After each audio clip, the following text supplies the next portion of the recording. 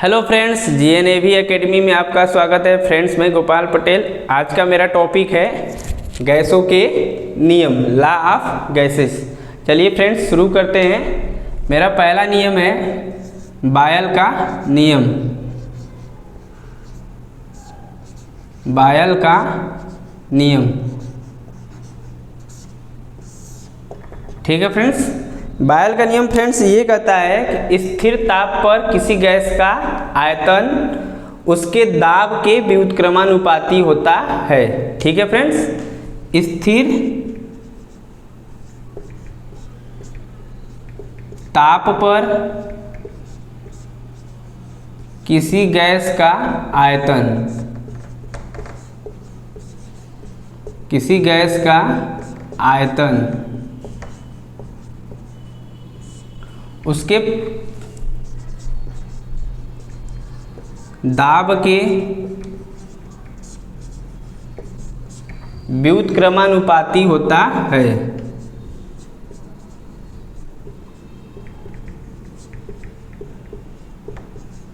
व्युत्क्रमानुपाती होता है।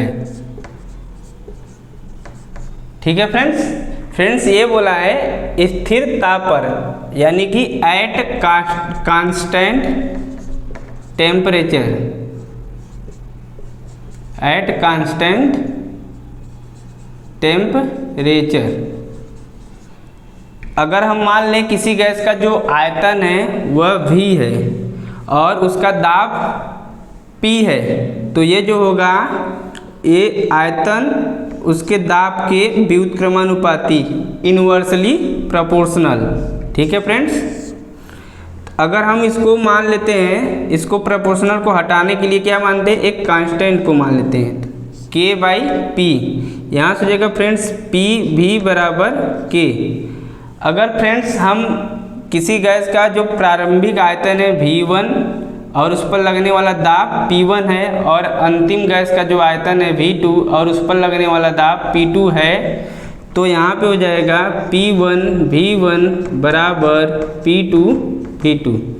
मेरा बायल का नियम यही कहता है फ्रेंड्स। ठीक है फ्रेंड्स, अगर मेरा प्रेशर बढ़ेगा तो वॉल्यूम क्या होगा, घटेगा।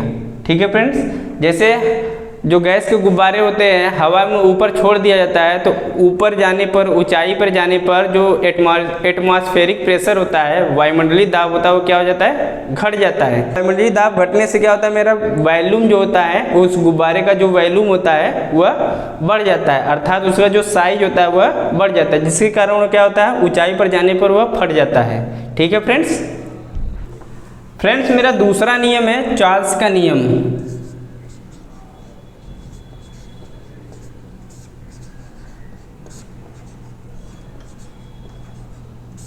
क्या है फ्रेंड्स, चार्ल्स का नियम। चार्ल्स का नियम यह कहता है कि स्थिर दाब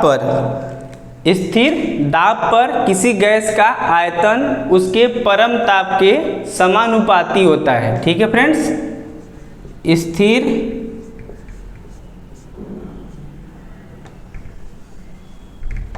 दाब पर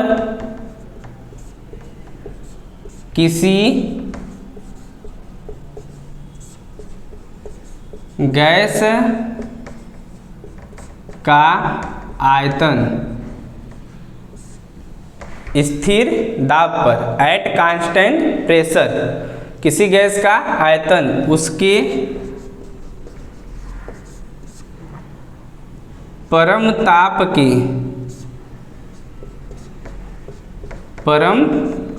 के समानुपाती होता है, समानुपाती होता है। फ्रेंड्स, इस परम ताप को क्या बोलते हैं, एब्सोल्यूट टेम्परेचर। क्या बोलते हैं, एब्सोल्यूट टेम्परेचर। ठीक है फ्रेंड्स, तो मेरा नियम क्या करता है, at constant pressure, at constant pressure जो मेरा वॉल्यूम होता है आयतन, उसके परम ताप, इसका परम ताप अगर T है तो इसके क्या होगा, एक दूसरे के समानुपाती होंगे, डायरेक्टली प्रोपोर्शनल। क्या होंगे दोस्तों, डायरेक्टली प्रोपोर्शनल।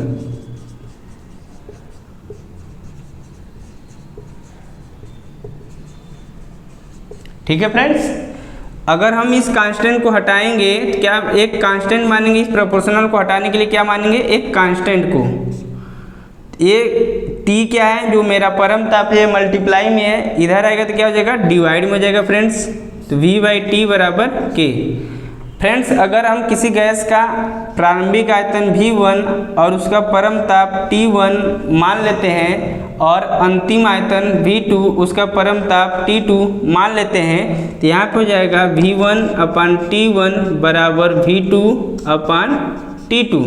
दोस्तों, हम इसको इस रूप में भी लिख सकते हैं, V1/V2 बराबर T1/T2।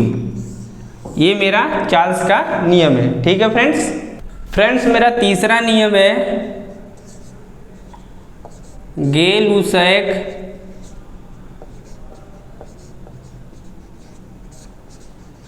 का नियम।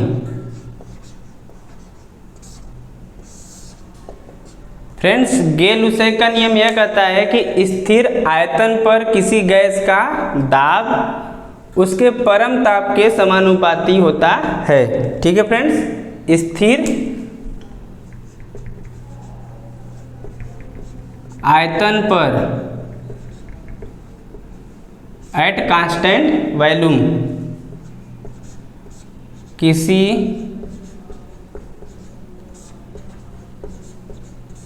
गैस का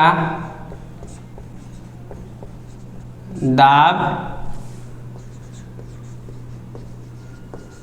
उसके परम ताप के समानुपाती होता है।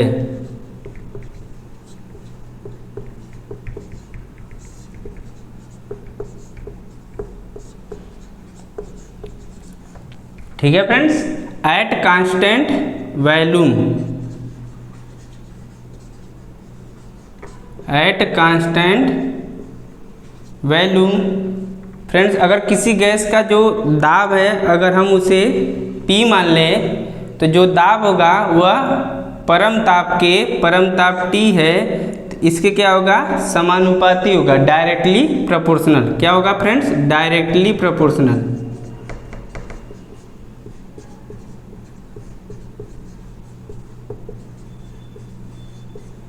ठीक है फ्रेंड्स, अगर हम इस प्रोपोर्शनल को हटाएं तो क्या करेंगे, एक कांस्टेंट का यूज करेंगे। P बराबर हो जाएगा K into T। Friends, T जो है मेरा मल्टीप्लाई में इधर आ जाएगा तो डिवाइड में हो जाएगा, बराबर में बचेगा K। फ्रेंड्स, अगर हम किसी गैस का प्रारंभिक दाब P1 और उसका परम ताप T1 मान लेते हैं और अंतिम गैस का दाब P2 और अंतिम परम ताप T2 मान लेते हैं, तो मेरा P1/T1 बराबर होगा P2/T2। फ्रेंड्स, इसको हम इस रूप में भी लिख सकते हैं, P1/P2 बराबर T1/T2। ठीक है फ्रेंड्स, मेरा चौथा नियम है आवोगाद्रो का नियम।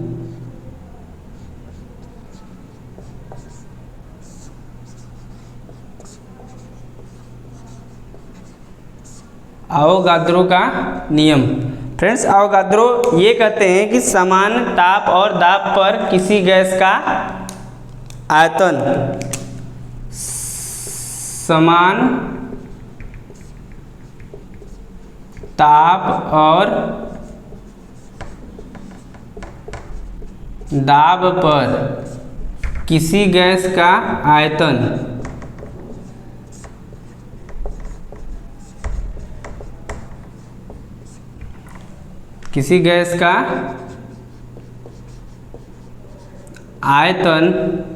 उसके अणुओं की संख्या के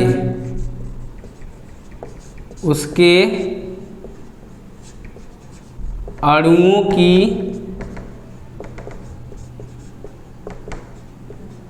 संख्या के समानुपाती होता है।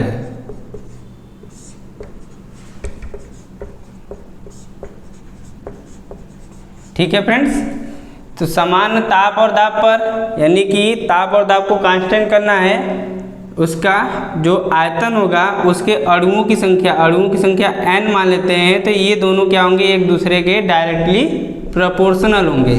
ठीक है फ्रेंड्स, जो n बराबर होता है small m by capital M, यानी कि जो मोलों की संख्या होगी वह दिया गया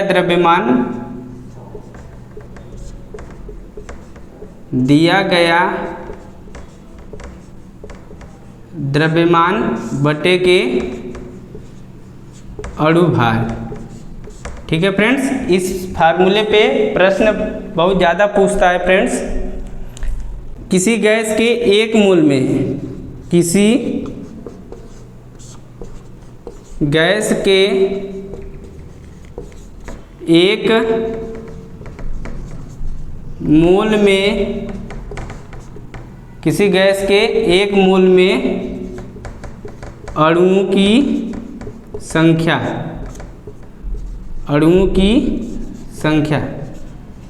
कितना होता है फ्रेंड्स? किसी गैस के एक मोल में अणुओं की संख्या 6.023 इंटू 10 के पावर 23 अणु होते हैं। ठीक है फ्रेंड्स, और NTP नॉर्मल टेम्परेचर प्रेशर या STP स्टैंडर्ड टेम्परेचर प्रेशर पर एक मोल गैस का आयतन कितना होता है फ्रेंड्स? 22.4 लीटर। कितना होता है? 22.4 लीटर। फ्रेंड्स, मेरा 5वां नियम है ग्राहम का विसरण नियम। फ्रेंड्स, ग्राहम का विसरण नियम क्या कहता है कि समान ताप और दाब पर किसी गैस का विसरण दर उसके घनत्व के वर्गमूल के या अणुभार के वर्गमूल के व्युत्क्रमानुपाती होता है। चलिए फ्रेंड्स, लिखते हैं समान ताप और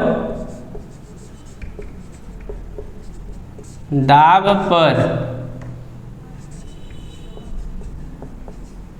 किसी गैस का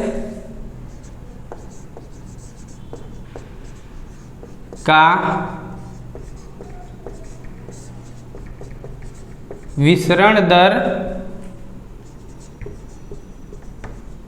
उसके घनत्व के वर्गमूल के या अणुभार के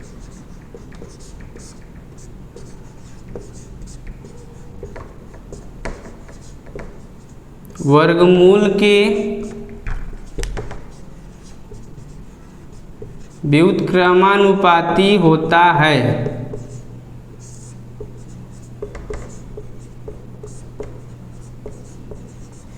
ठीक है फ्रेंड्स, अगर हम मान लेते हैं किसी गैस का जो विसरण दर है वह R है और घनत्व उसका मान लेते हैं D है। क्या फ्रेंड्स? घनत्व मान लेते हैं D है, तो जो R प्रोपोर्शनल होगा वह इस घनत्व के वर्गमूल के व्युत्क्रमानुपाती होगा, या फिर गैस का विसरण दर R और गैस का जो अणुभार है M है, तो R प्रोपोर्शनल होगा 1/√M। ठीक है फ्रेंड्स, तो अगर हम इसको R1/R2 के रूप में मानते हैं, एक पहला गैस है और एक दूसरा गैस है, दोनों का विसरण दर R1 है और दूसरे का R2 है, तो ये जो बराबर होगा d2/d1 के, R1/R2 बराबर √d2/d1 के।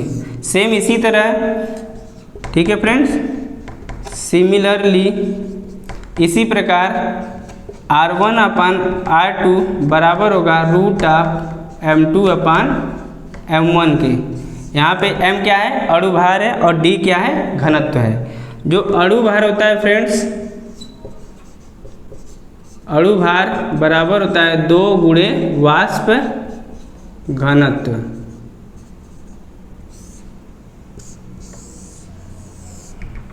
फ्रेंड्स, उम्मीद है कि आज का वीडियो आप लोगों को समझ में आया होगा, और वीडियो पसंद आए तो लाइक शेयर और सब्सक्राइब जरूर करें।